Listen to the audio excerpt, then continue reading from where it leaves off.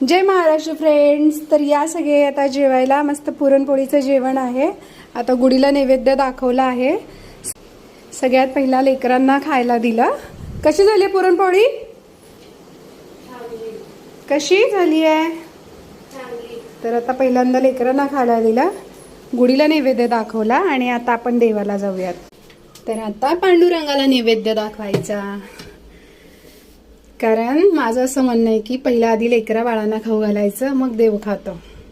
बऱ्याच घरामध्ये मी पाहते की लहान मुलांना दिनदुबळ्याला उपाशी ठेवून मग देवाला नैवेद्य दाखवतात सोहळा ओवळ्यात. पण माझं तसं नाही आहे.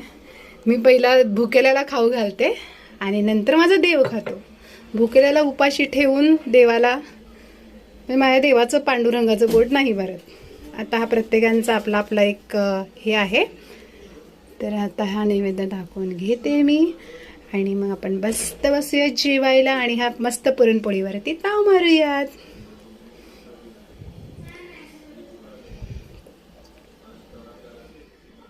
चला आणि सांगा माझी पुरणपोळी कशी झाली आणि या सगळे खायला.